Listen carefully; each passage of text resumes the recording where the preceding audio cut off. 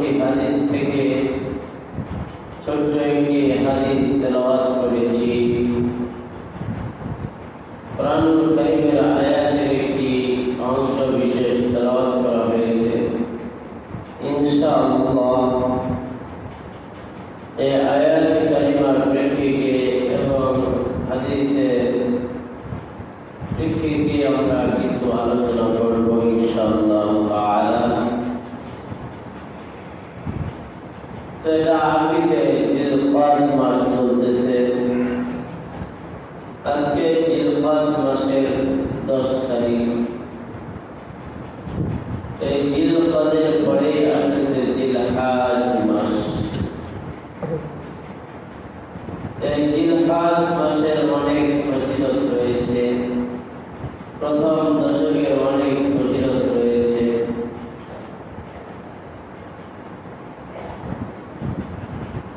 আর এই জিলহাজ মাসকে মূলত জিলহাজ হিসাবে নামকরণ করা হয়েছে এই কারণে যেহেতু হজের মাস, সেই হিসাবে এই জিলহাজ মাসকে হজের নামের সাথে সম্পৃক্ততা রেখে জিলহাজ নামকরণ করা হয়েছে। তো এই মাসের প্রথম দশকে আমাদের অনেক আমলের কথা আসছে। তো তার মধ্যে থেকে আল্লাহ রাসূল সাল্লাল্লাহু আলাইহি ওয়াসাল্লাম, সকলে বলেন না সাল্লাল্লাহু আলাইহি ওয়াসাল্লাম, রাসূলের নাম শোনার পর প্রথমবার প্রত্যেকের জন্য দরুদ পড়া ওয়াজিব। যদি কেউ রাসূলের নাম শোনার পর দেখা গেল দরুদ শরীফ পাঠ করল না, তাহলে ওয়াজিব তরফ করার গুনাহ তার আমলনামায় হয়ে যাবে। এরপর থেকে এক বসায় যখন আমরা এক জায়গায় আলোচনা শুনতেছি, প্রথম বসায় যখন আমরা প্রথমে রাসূলের নাম শুনবো, তখন সাল্লাল্লাহু আলাইহি ওয়াসাল্লাম বলে দিব। এরপরে থেকে যতবার শুনবো পড়া মুস্তাহাব, কিন্তু দেখা গেল আপনার পড়লে আমাদের লস নাই বরং লাভ। কারণ একবার দরুদ পড়লে আল্লাহ তাআলা ওই ব্যক্তির উপর 10টা রহমত নাযিল করেন। দরুদের বড় ফজিলত, বড় ফায়দা। আপনি পারিবারিক কোনো পেরেশানির মধ্যে আছেন, কোনো হতাশাগ্রস্ত অবস্থায় আছেন, হতাশার মধ্যে আছেন, আপনি দরুদ শরীফের আমল শুরু করে দেন, আল্লাহ তাআলা ওই হতাশাকে দূর করে আপনার উপরে 10টা রহমত দান করে দিবেন। অনুরূপভাবে যে কোনো সমস্যার সম্মুখীন হন না কেন, যে কোনো আপদ বিপদের সম্মুখীন হন না কেন, দরুদ শরীফের আমল যদি নিয়মিত করেন, সকল প্রকারের আপদ বিপদ আল্লাহ তাআলা হটায় দিবেন। এই জন্য আমরা সকলে এই দরুদ শরীফের আমল বেশি বেশি করব ইনশাআল্লাহ। তো যাই হোক, আল্লাহ রাসূল সাল্লাল্লাহু আলাইহি ওয়াসাল্লাম একটি হাদিসের মধ্যে বর্ণনা করেন যে যখন জিলহজ মাস শুরু হবে, তখন তোমরা এই আমলটা বেশি বেশি করবে। এই তাসবিহগুলা তোমরা বেশি বেশি পাঠ করবে। তাসবিহগুলা কি? আল্লাহু আকবার, আল্লাহু আকবার, আল্লাহু আকবার তাসবিহ। এটা বেশি বেশি তোমরা পাঠ করতে থাকো। আর একটা তাসবিহ হলো আস্তাগফিরুল্লাহ, আস্তাগফিরুল্লাহ, আস্তাগফিরুল্লাহ তাসবিহ বেশি বেশি তেলাওয়াত করতে থাকো। জিলহজের 1 তারিখ থেকে নিয়ে 10ম তারিখ পর্যন্ত তোমরা এই আমলটা বেশি বেশি করতে থাকো। শুধু তাই নয়, আলহামদুলিল্লাহ, আলহামদুলিল্লাহ, আলহামদুলিল্লাহ। যখন জিলহজ মাস শুরু হবে, ওই জিলহজ মাসের 1ম তারিখ থেকে তোমরা এই আমলগুলো বেশি বেশি করো। এই আমলের সাথে সাথে তোমরা তোমাদের অন্য অন্য আমলগুলো বাড়াইয়া দাও।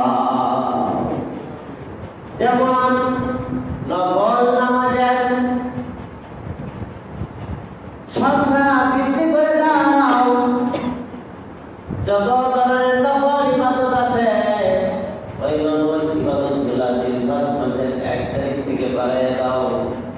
কোরআনুল কারীমের তেলাওয়াত অন্যান্য মাসে তুমি যেরকম করবে, যখন জিলহজ মাস শুরু হয়ে যাবে, জিলহজ মাস শুরু হওয়ার সাথে সাথে এই কোরআনুল কারীমের তেলাওয়াতগুলো বাড়ায় দাও।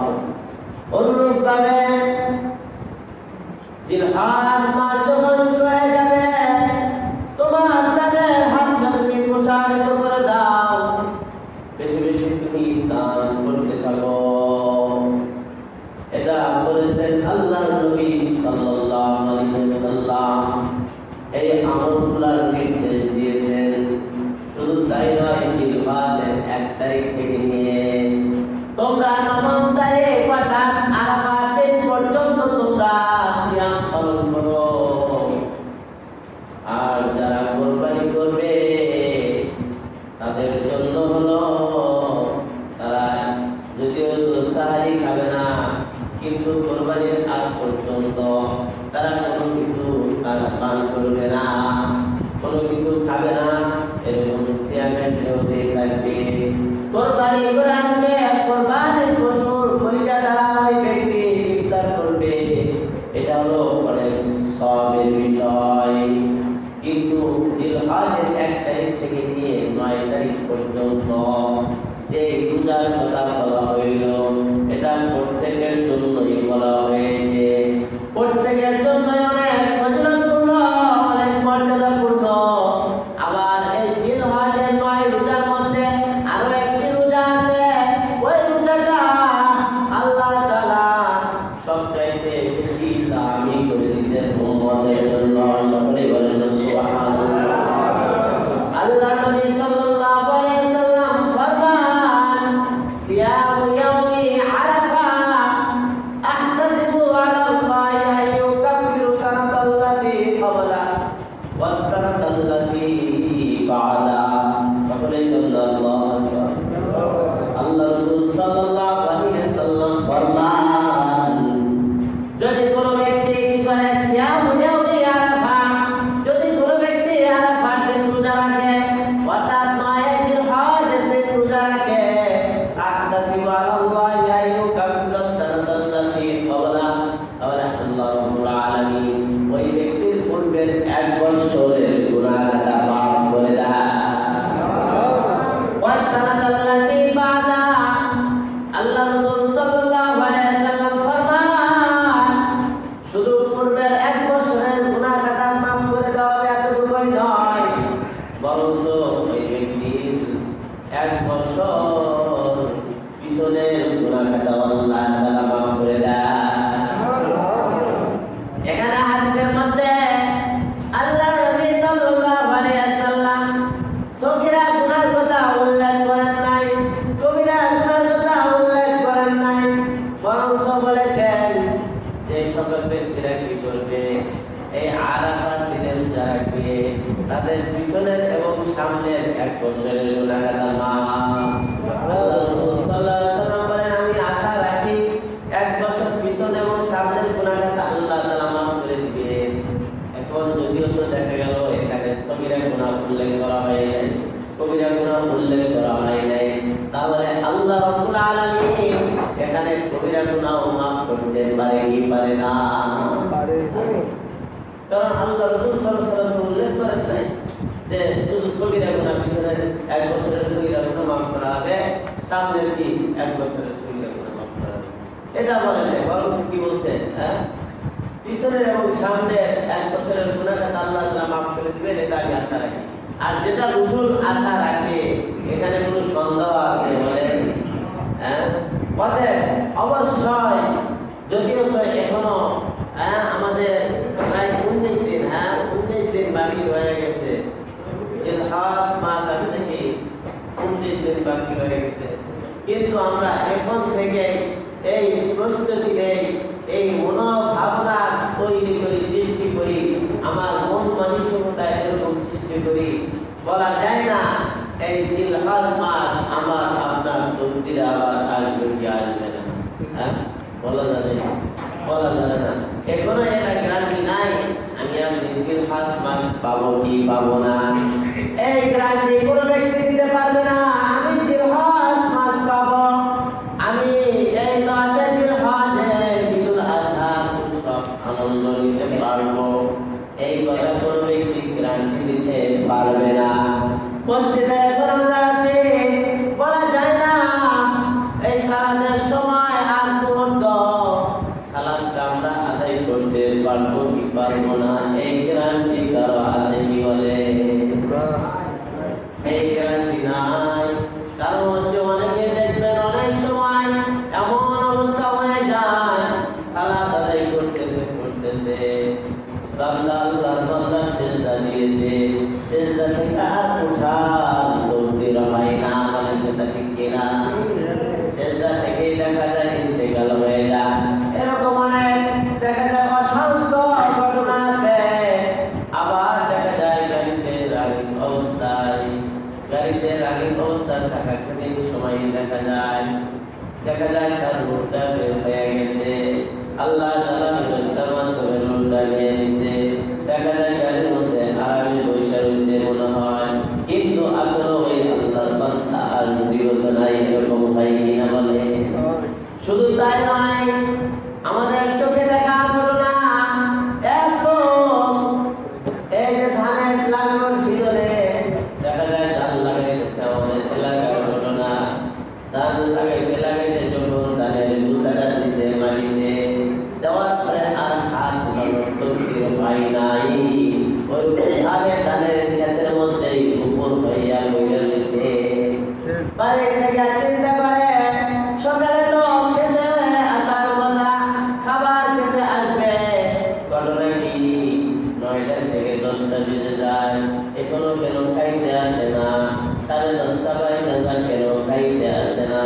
এবার যখন খাবারটা নিয়ে যখন খেতে পাঠাইয়া দিয়েছে, দেখে ওই আল্লাহর বান্দা আর জীবিত নাই, খেতার মধ্যে এরকম উপরয়া বইয়া রয়েছে।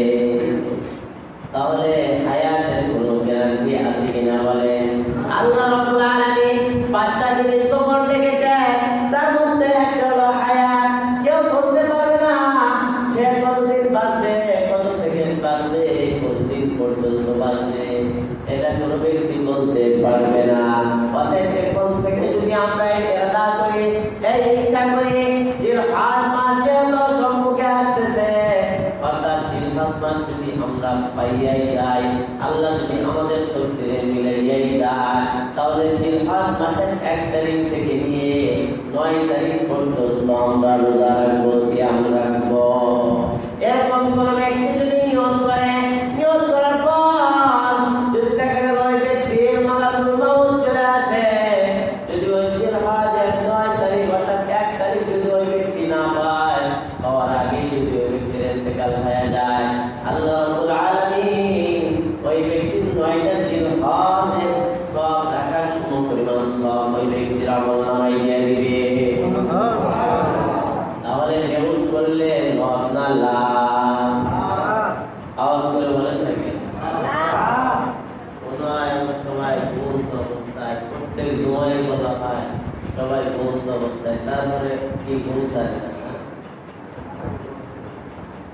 এই যে আমরা আলোচনাটা শুনলাম, এর দ্বারা আমাদের মূল উদ্দেশ্য কি? উদ্দেশ্য হলো এই রোজা রাখার আগ্রহ আমাদের তৈরি করা।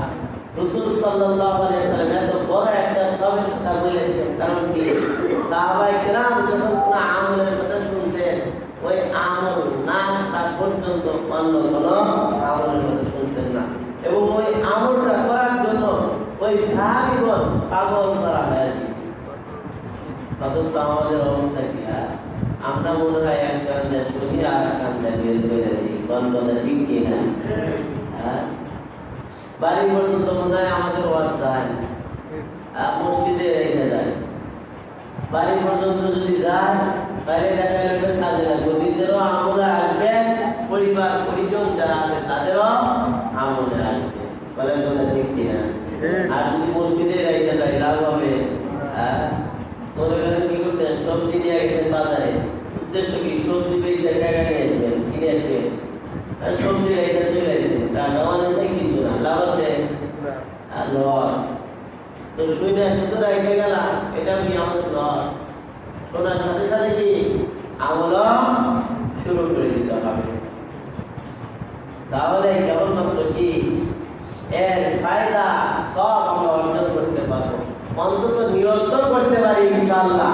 সকলেই এই জিলহজের 1 তারিখ থেকে নিয়ে 9 তারিখ পর্যন্ত রোজা রাখার জন্য রাজি আছি তো ইনশাআল্লাহ?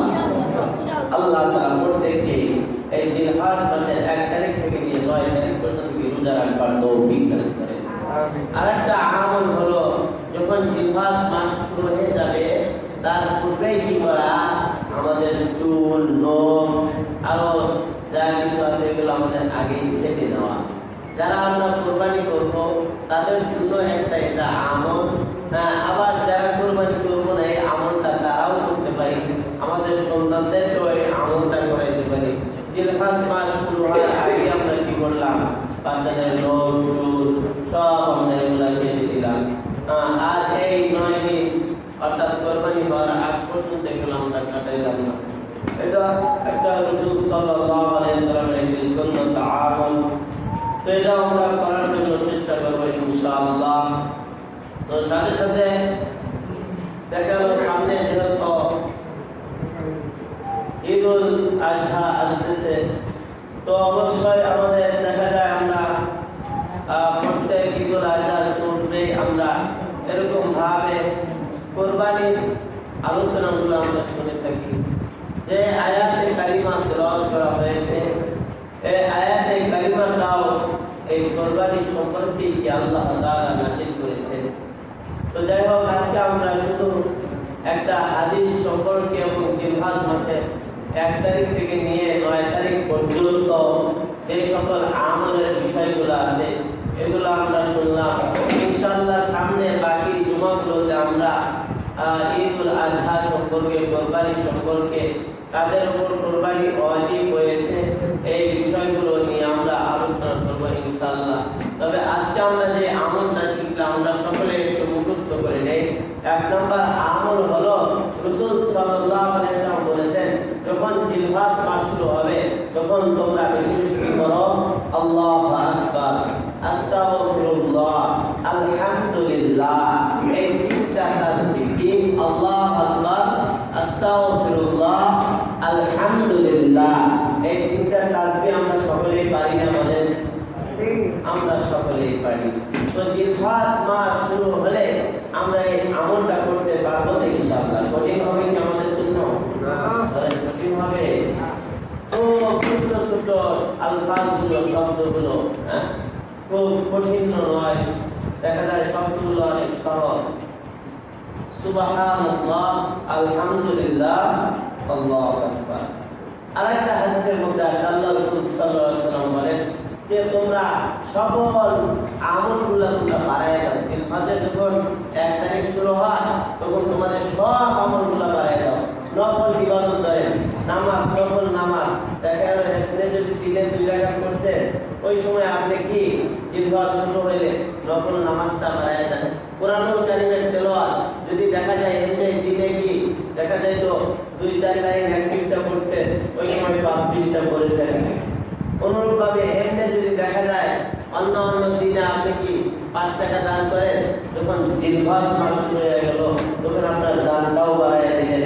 এরকম ভাবে যত ধরনের আমল আছে সব আমলগুলোকে আল্লাহ রাসূল সাল্লাল্লাহু আলাইহি ওয়াসাল্লাম জিলহজ মাসের 1 তারিখ থেকে বাড়াইয়া দেওয়ার কথা বলেছেন।